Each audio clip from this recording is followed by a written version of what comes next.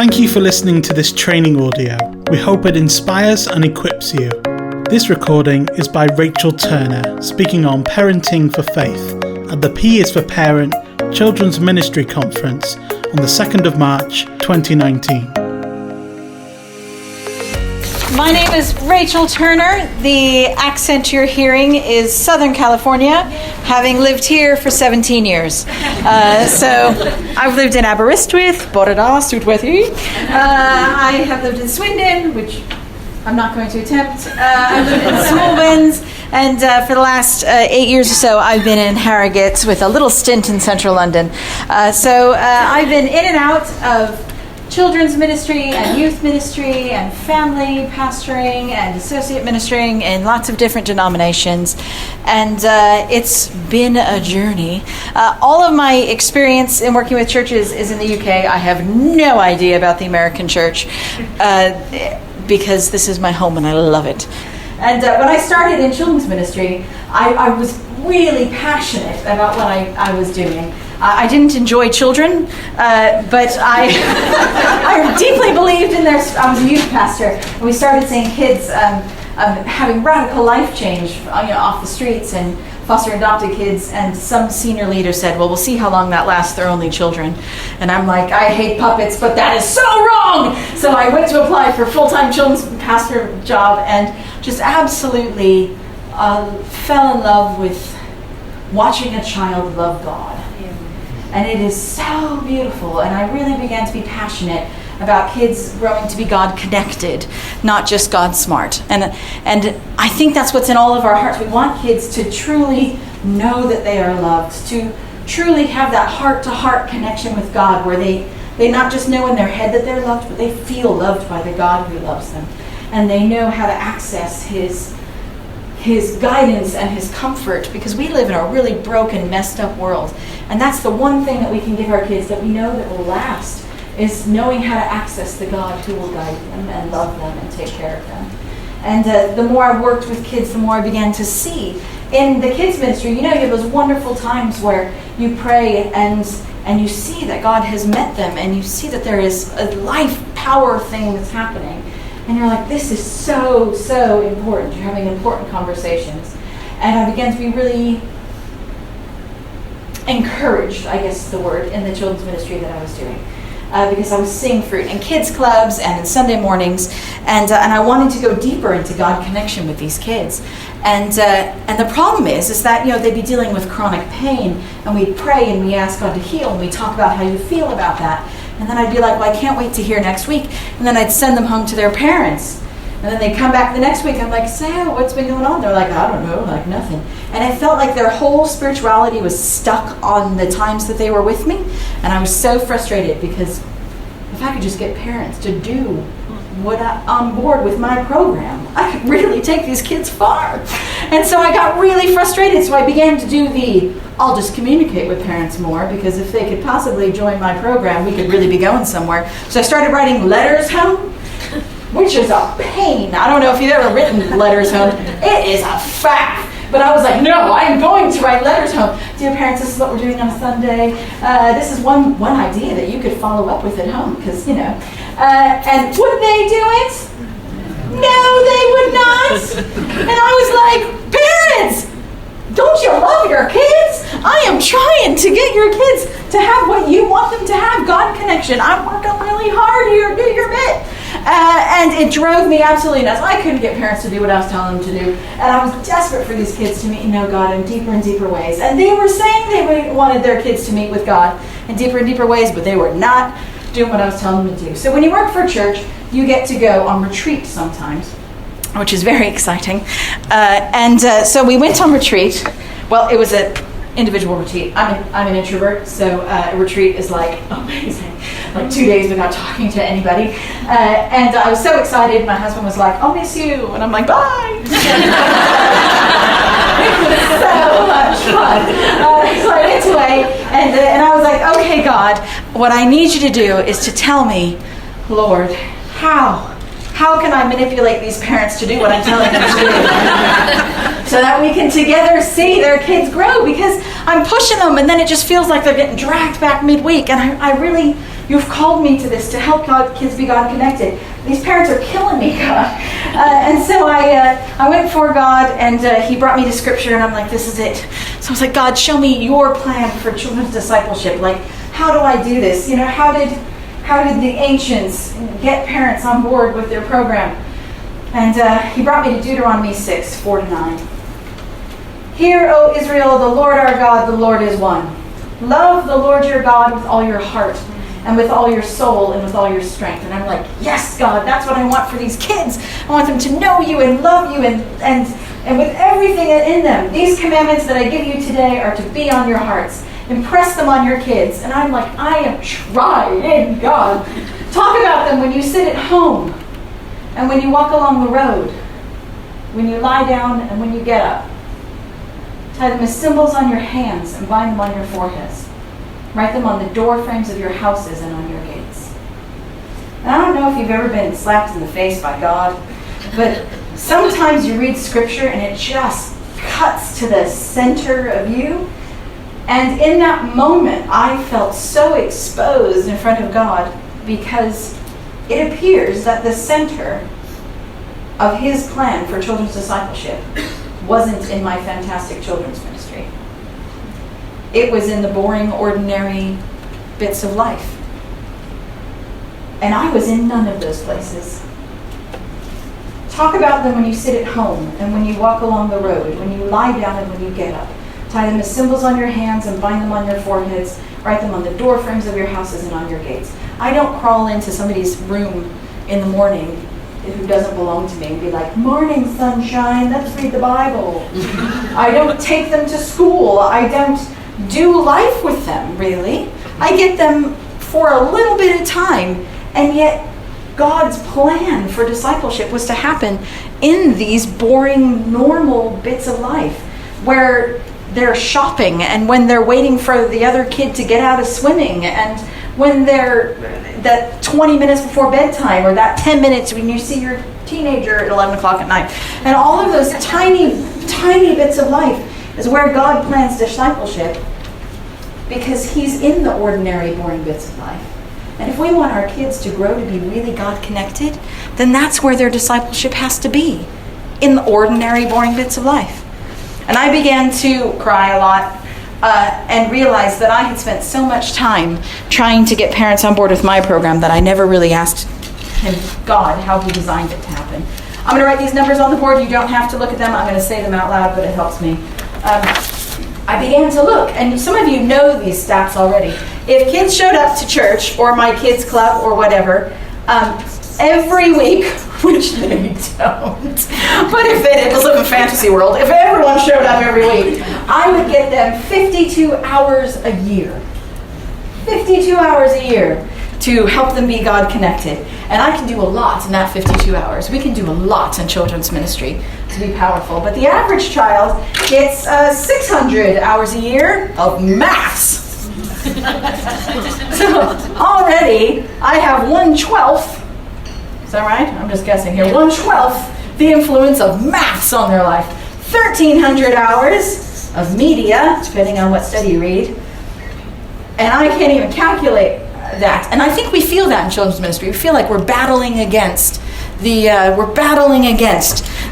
powers of the world. And we're like, what can I do? How can I make this 52 hours the best to hack the world away from these kids and help them meet and know God? And yet parents, depending on whether they have under 5s or teenagers, have between 2,000 to 3,000 hours a year with their kids. And everyone who's a parent goes, where is that time? It's when you're making lunch, and it's when you have one kid in your face while the other kid's in their room. It's in the ordinary, boring bits of life. It's the 20 minutes here and the 20 minutes there, and the school run while you're tearing your hair out and listening to that really crazy music that drives you nuts. It's all in the normal bits of life. They have so much time. I was doing a conference. I was participating at the Home for Good conference, and so I did some calculations. And did you know a week in your home is worth a year's worth of Sundays? A year's worth of... Do you know how much effort I put into a year's worth of Sundays? Can you imagine what would happen if I could get every parent that I worked with to feel comfortable and confident to disciple their kids in their 3,000 hours a year, I began to be just captured by what if I stopped trying to get parents on board with me and started trying to get on board with their program. And it really began to shift my heart. Partially because I am lazy, and my husband took me kayaking, and I enjoyed it, but he's like, loves kayaking. And so he took me kayaking, and he did this thing where we got in the kayak, and he's like, this is how to not die. And I'm like, thank you, I don't feel confident. And he's like, okay, well, I'm just going to go down the river, and I'll meet you in an hour. I'm like, okay. When you see my body floating past me. And so he goes, and he gets in there, and then all of a sudden, if you've ever seen someone, he goes, whoosh, whoosh, and he goes super fast, like it's like a little stroke at a time, whoosh, whoosh, and I am over here going, all right, I can do this, I can do this, I can do this. I am working. I have never sweat so much in my life. I have filled my little kayak with my effort, and I was like, and he went whoosh. He was out of sight. I couldn't believe it. He cycled back like twice. How's it going? And I'm like, so I was thinking, I've married a really strong man. This was not anticipated. And eventually, after about an hour, he comes back and he goes, I don't know why you don't get in the current. And I'm like, the what? Evidently, in a river, there's a current, which is a little bit of the whole thing, which flows faster and it flows right because it's with all the curves that you can't see. And if you get in the current, you barely have to do anything because it just pushes you along. And I began to reflect that in my children's ministry, I felt like I was paddling in a corner against everything that I could. I was working so hard to get my kids spiritually forward. And then I read Deuteronomy 6:4-9, and I think, what would happen if I actually got in the current of how God designed and shaped kids' discipleship to go? And so I came back with a different heart. And it took me a couple of years to figure out how to do it, and I'm going to share with you some of what I learned through intense mistakes. But what happened was when I came back and got in the flow of God's pattern, began to serve parents and equip parents and get on board with their program and help them, I saw the kids that I was desperately trying to drag forward in the Spirit fly faster than I could have possibly imagined. I had to change my children's ministry because they'd come back after about 2 or 3 years. Once I got about 80% of my parents doing this stuff, they'd come back and be like, I was having this really interesting conversation with my mom about resurrection. Can we talk about the whether or not the resurrection is real and what are historical evidence of this? Like from a 9-year-old? And I'm like, sure. Sure. I was talking to my mom about this biblical thing. So all of a sudden they were coming back with questions. All of a sudden I had no more problems recruiting in a children's ministry because I had a bunch of parents who were so fired up about children's spirituality that they were like, I really feel like we could do more if we had more small group leaders, so I'm willing to do that every week. Oh, thank you. I had a waiting list for children's ministry. When did that ever happen? And that wasn't because I was recruiting anymore, it was because I had parents who had seen the joy of their kids loving God. When we get in the flow, I got to drop a lot of stuff that I was doing because parents were beginning to grasp it. And so most of my time was spent encouraging parents and equipping parents and following them up and saying, what do you need? And helping them. And we began to see not a better and more impressive children's ministry, but a generation of children rise up who is knowing God. And that's the point. That's the heart of it. And I was astonished at, when I got in the flow, how much God was doing. But when I first came back, I had this revelation. When I first came back, I was like, excellent, it's not me, it's parents. I've been holding parents back from this. Parents, good news. I'm in. God had this great time away. And we also ate a lot of garlic bread. And it was really good. And I just want to let you know, parents, it's all you. It's not me. Go! And what I ran into was a wall. Because shockingly, when you tell parents, it's all you, they don't go, thank you so much. I really appreciate that. I was really looking for one more thing to do. And I began to realize that somehow parents have gotten stuck. And I ran into so many different walls. I ran into the wall of parents going, I bring them to church so that you could do that for them. because you had two different versions. You had the, I'm scared because if I shove this down their throat, they're going to hate God, and I want them to have it, so I'm going to give them to the experts. Or you had the, I have enough in my life, thank you very much, that's why I bring them to you, so you can do it, so I don't have to put it in my brain. But either way, one of the things I ran into was the fact that they are desperate for experts to help their kids. And that's the parenting culture we live in, isn't it? If you want your kids to have something, then you find the expert. So parenting is pretty much grabbing experts and attaching them to your child. Education experts, tennis experts, health experts. You attach them to your kid. And for us to come in and be like, you are the spiritual expert in the life of your kid, is a massive change for parents to get their head around. And initially, I just slammed my face into the wall of that. I ran into some parents who didn't have faith, my kids club parents, who were like, well, I don't have faith, so that's all you. And I began to be really challenged about that, because Scripture doesn't say only Christian parents can do this. It's about parents being the most spiritually significant. What does it look like for me to help people, no matter what level their faith is, to spiritually parent their kids at home? And we saw radical change in the lives of outreach families and community families who were at the very baby beginnings of faith, but when the parents got on board, with even the tininess of faith they have, they went way farther than I possibly could take them. I ran into objection after objection against fear, against worries, against lies that parents have in their head, and it was this web of resistance. And it's taken me a good 10 years to figure out what the keys are. And I want to share a little bit with them for you this morning, and then more in the seminar. And if you're like, I want to go to other seminars, because there's some genius seminars. It is written in the book, It Takes a Church to Raise a Parent. Everything I've learned in 15 years is in there. But before I continue, I'd like us to just connect with each other for a moment, because you all work with parents. Whether you barely get to see them as they fling their child out of the moving vehicle, or whether you... We've all known those parents. You're like, I don't really know what they look like, but I know what their side of their arm looks like. Or the back of their head.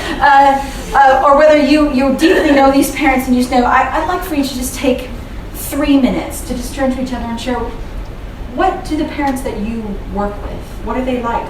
What do they think about faith at home? And what walls are you running into when you try to get them to engage with the spiritual lives of their kid in the middle of the week? I don't know how to ask that question good enough, but I think you got the general gist of it. And so come up with a better question, if that helps you. But just for 3 minutes, just think, what is the wall that you face in helping parents step up to this?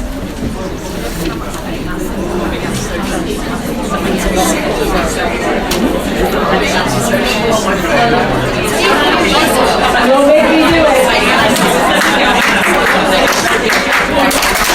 That's good. It's like something inside of us that just has to do it. What I just wanted to highlight to you there is you already have a lot of experience with parents. You are already close enough to parents to know how to answer that question. And that, to me, speaks volumes, because we are already positioned to help parents do this. I think sometimes we feel not positioned well enough to do it. I'm going to particularly talk about Christian parents in this seminar. In the next seminar, we're going to talk about going deeper in my seminar, and we're going to particularly look at outreach families as well in there. But I just wanted to give us some starting points with the relationships you already have, with the parents that are already going. Sometimes we agonize about the ones on the outside, and there are definitely ways that we can pull those people in. And I can equip you on that later. But sometimes we forget to go with the ones that are going. When I first started, I had 2 parents who were super keen about this stuff, had no idea how to do it, but were like, woo, it's me, I feel lost. And I went with the 2 ones. And sometimes we feel like we have to wait for a critical mass. Go with the ones that are going, because that's where the fruit begins. And I just wanted it particularly with parents. Parents listen to other parents way more than they'll ever listen to me.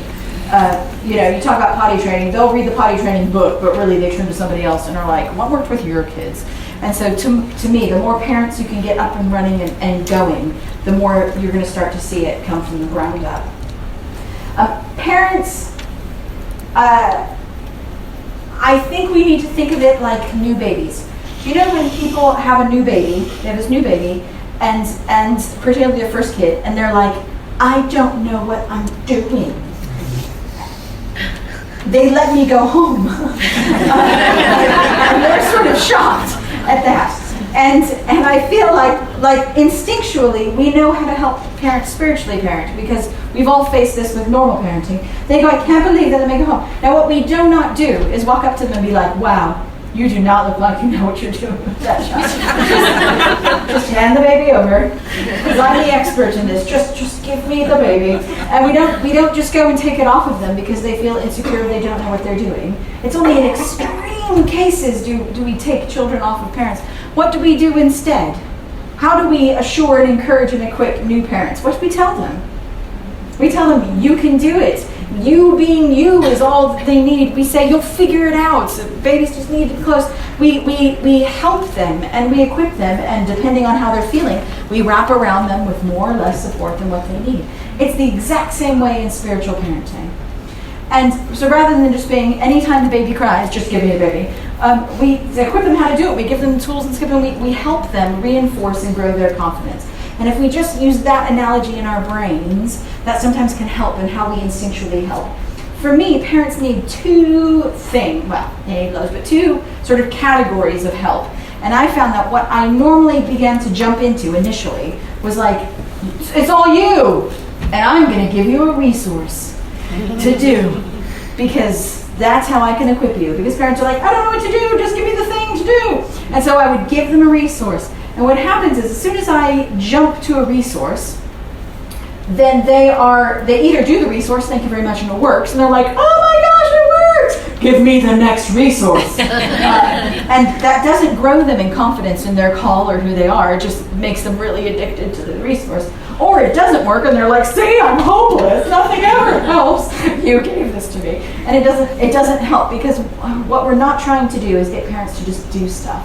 We're trying to help parents grow in the confidence and calling they have, so that no matter what happens, they know how to disciple their kids in the ordinary every day. And that's a different task. So the first thing parents need before anything is vision. And for parents who are disinterested, this is your key tool. And for parents who are interested but don't really know what to do, this is your first step. Vision is not, hey parents, you know what you could look like? You and your 4 children could all be sitting up at the dining room table that you happen to have because you're middle class, and you can all be sitting around. One of you will be reading the Bible, and everyone else will be like, "Oh, that is so theologically interesting," and then we'll have this great conversation, because there's always one family that can pull that off, and everyone's like, "Well, then that is not what my family looks like." And so it's not about giving a vision of what they could do.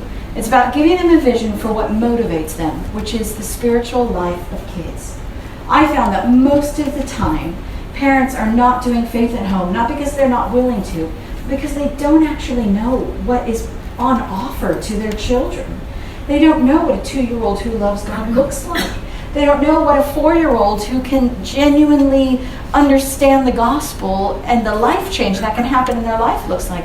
They don't know what an 8-year-old who's being bullied and can pull into the comfort of God looks like.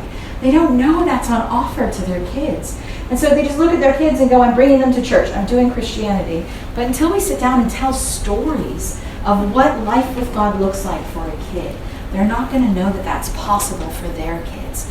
Once they know it's possible for their kids, they go, I want that. It's sort of like M&S.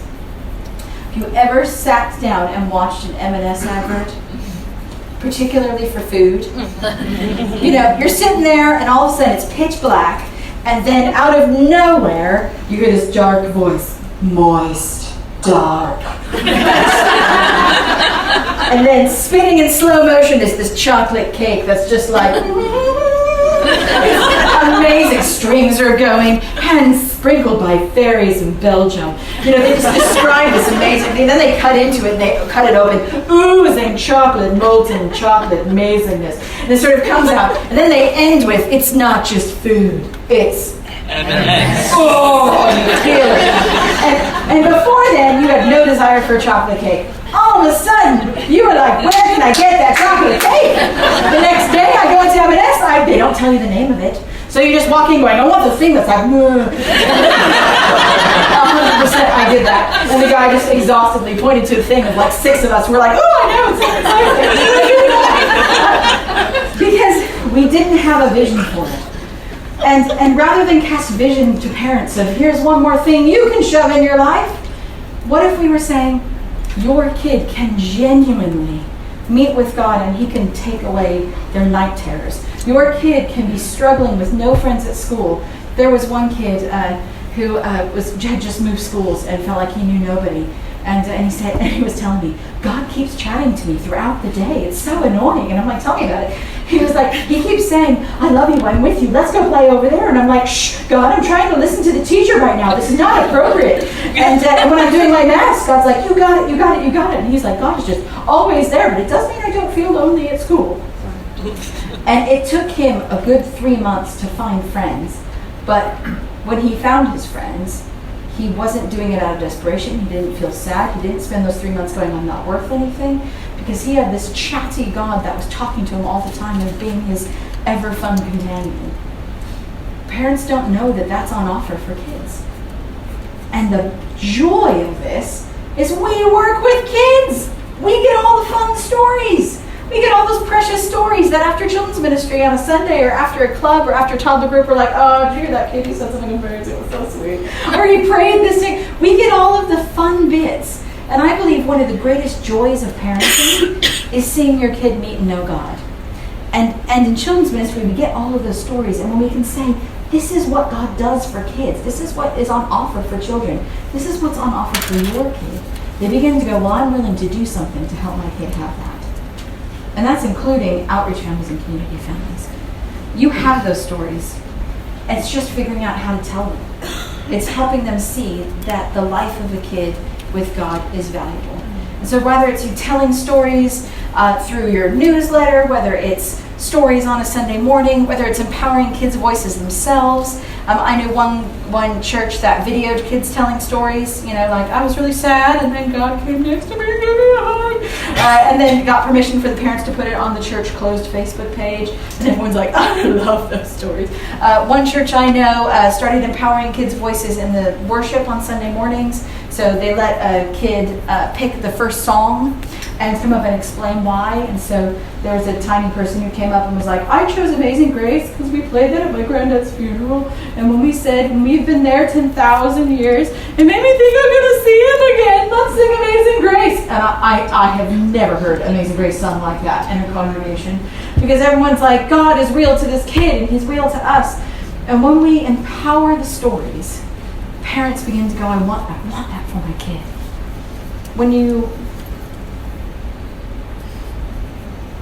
I wasn't going to do this, but I'm going to do it anyways. It is a major shift, because it's like the difference between dentist and IKEA. Dentist, when you go to the dentist, you want something for yourself. You want your mouth to be fixed. You want it to be checked up. You want something to happen. And so you go to the dentist, but nobody goes to the dentist going, this was a fantastic and amazing experience. And I feel so affirmed. You show up because, they have an agenda for you and you need something from them. And so you show up and you ask them to fix you, and they sit down and they start off by asking you questions. Did you brush your teeth 2 times a day? And you're like, yeah, 100%, always. For 2 minutes? Yeah. 2 minutes, yes. Do you floss every day? Yes, I do. Because if you lie, if you tell the truth, then they're going to give you the demonstration. You're like, I know how to floss my teeth. I just choose not to. So you do that, and then they put you on the chair and expose all of your vulnerabilities, dig around inside your mouth, call out 1, 2, 3, plaque, 4, 5, 6, cavity, and you're like, there's no place to hide. I have just lied to you, and you know it, and I know it, but neither of us are going to say that. And then you finish, and they fix whatever's in your mouth, and you're like, I'm so grateful that you exist. And you leave slightly ashamed of yourself, and you sort of get out. And I think so many parents have come to think of us as the dentist. They bring their kids to us because they know that there's something important spiritually that's happening, and they sort of take it to us and they expect us to sort it out, and then they leave. And they sometimes feel ashamed. I know I should be reading my Bible. I know I should be praying with my kid. Or I should be bringing them to church, and that's what I'm doing. I bring my kid to the dentist and I sort it out. And we don't have that bond to be able to share those stories. But what if we became, instead of the dentist, what if we became IKEA? IKEA has an agenda for your mouth. Well, no. IKEA has an agenda for you. They want you to buy stuff, just like a dentist wants you to have clean teeth. But they go about it a totally different way. What if, instead, we were like IKEA, and IKEA goes, welcome. You are unique and different than everybody else in the history of the world.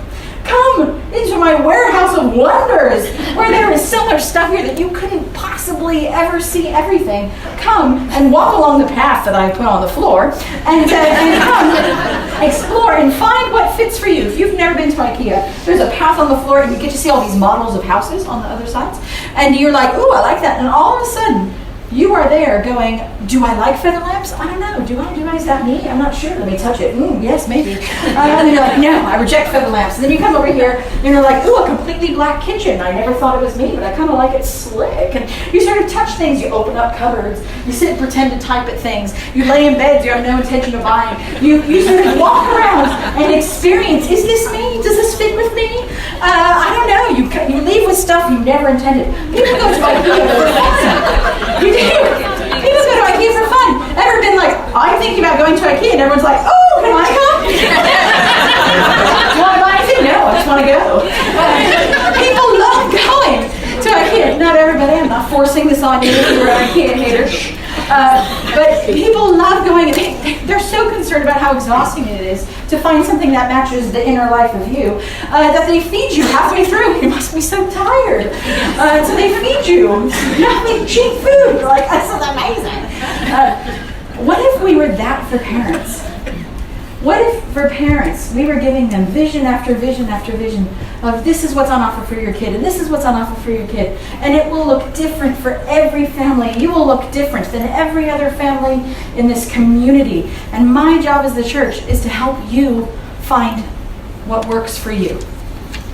Because I believe that God has put you in the driver's seat of this. I believe that God has anointed you. You on your best day, parent, is better than you on your worst day as a parent is better than my best day as a church, because you have so much time with them and they love you so much more than they love us. And my job is to be IKEA for you and help you find what works best for you, because you are powerful in this, and I believe in you, and I'm behind you, and this is what's on offer for your kids. God has a bunch of things on offer for your kids, and I'm going to help you find it. We can cast them a vision of what's in the life of a kid, whether it's videoing, whether it's tell stories, whether it's facilitating their voice. And the other thing that parents need is skills. They need a vision of what's on offer for their kids, but they need skills. And I was, horrified is the wrong word, surprised at how much skills parents need. Because it's not about what I'm trying to get them to do, it's who I'm trying to get them to be.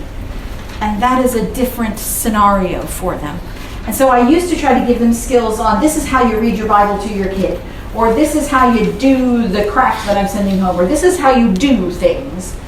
And actually, instead, this is about how you be, how you think. And so we at Parenting for Faith have come up with some skills that we tend to teach. You don't have to teach those, you can have your own, but it's much more about helping parents be authentic in front of their kids and talk about it. So just be normal in front of their kids. So one of the things that I just wanted to teach you is create windows, because it tends to be sort of the cornerstone for everything. So that's where I start with parents. I tell parents, you don't have to be perfect. You don't have to be the best Christian ever. You don't have to say this is the best of Christianity. What kids need is to see an authentic and real relationship with God.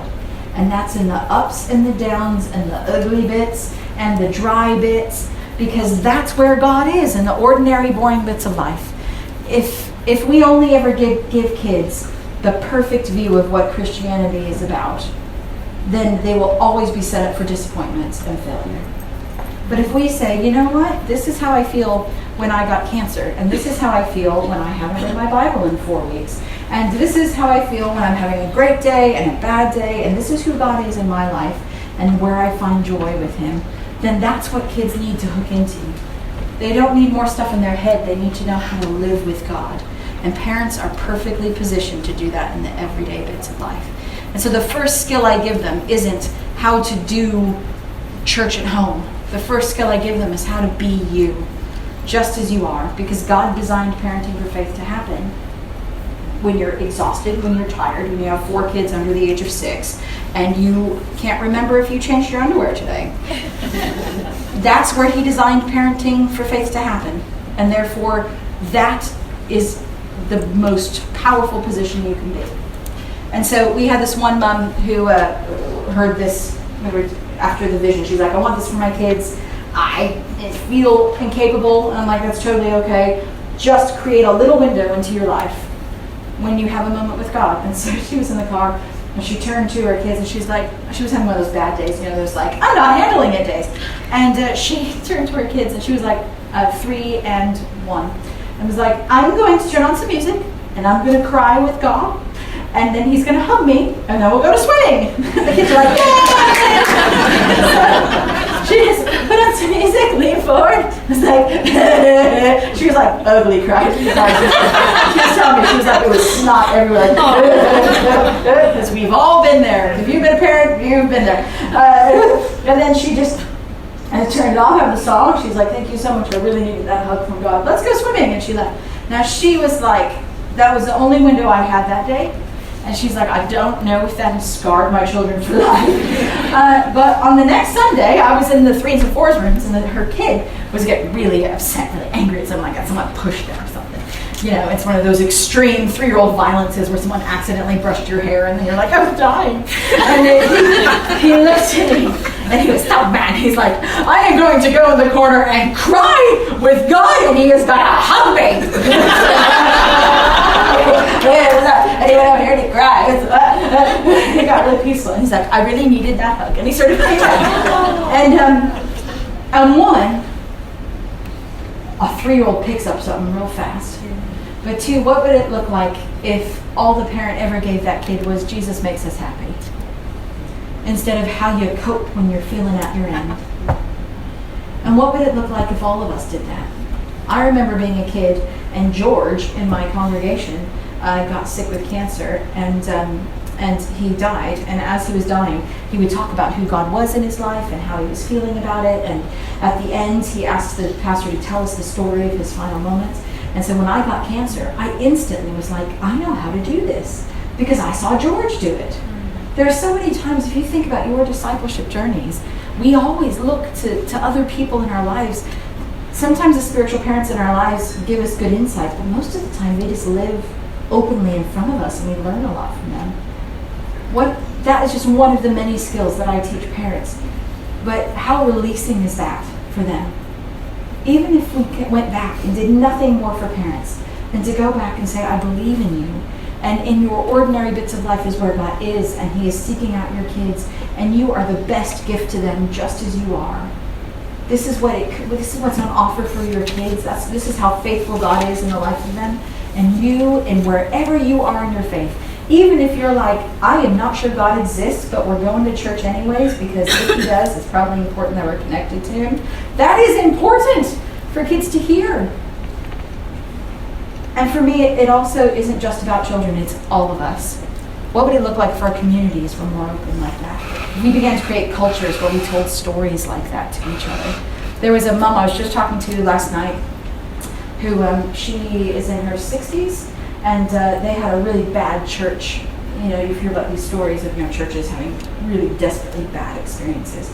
And she said that she didn't want her kid to, so they left the church, and she didn't want her kids to struggle with God or church or anything, so she just never talked about it with them, because she thought if she said anything about her hurt or her pain, then it would push them away from the church. And they ended up walking away for a long time. And she was just saying that she began to realize recently, as she began to engage with this idea of creating windows, and maybe she should have a conversation. And she went back and their kids are in their late 30s, 40s now, and began to say, did I ever talk to you about this? And they were like, no. That's why I walked away from the church, because it was just awful. We knew something was happening to you, and you couldn't even talk about it. She sat down with them and began to talk about, this is what was happening in my life, and this is how I coped with God about it, and this is how I feel about the church about it. And she's begun to see them come back to church and try church again, because you never stop parenting. And we can be the voice for all parents in our congregations to say, you are always powerful in the life of your kid. And even if you take one skill, God will be faithful to it in the middle of it. And there are so many more skills that I can bring alongside of you and help you with. Does that make sense? Yeah. So let's be IKEA for parents. Let's believe in them. Let's be the people who say, God is doing something great in the life of your kid. It's on offer for your kid. And you can do this with them. Not having to do anything else. No formula to grab, but be you. And as you go forward and as you find stuff, I'm going to walk alongside you and I'll give you the tool when you need it. You just let me know. We at Parenting for Faith have tools for that. There's in the book. We have a free course on the website. We have podcasts. We have loads of stuff. And if you want to know more, you can go on the website. But most of all, God has placed you in the life of your families. And you can be the tool hander to give them everything they need, the story caster, the one who believes in them. Because parents are lonely and scared and not sure. And yet we are the surrounding community that looks at them and say, we see you and we know you can do it. Can I pray for us? Yeah. God, I thank you that you have placed us in this incredibly precious position to be able to walk into the vulnerable bits of families' hearts and shove courage into their hearts. I thank you that you have called us to work with kids, that we may see close up what you do in the lives of children, that we may be able to remind parents of all that is on offer for these precious ones. I thank you that you have allowed us time to be a community that can wrap around families, can do our bit in the spiritual lives of kids, but can also be the resounding voice of affirmation and wisdom and tool giving and appreciation, that they may see themselves through your eyes rather than the eyes of a tired parent. I pray that you would make our hearts soft to these parents. Give us the wisdom to speak truth into them, that we may see a generation of children arise who deeply know you and love you. And I pray that you would really give us favor in the eyes of parents, from the parents who are on the very fringes that we never see to the ones who are so busy in our church that they're exhausted. God, teach us how to minister to all parents, that we may see all children know you. In Jesus' name. Amen. We hope that you've enjoyed listening to this talk. For more resources and training, please visit the resource area at bdeducation.org.uk.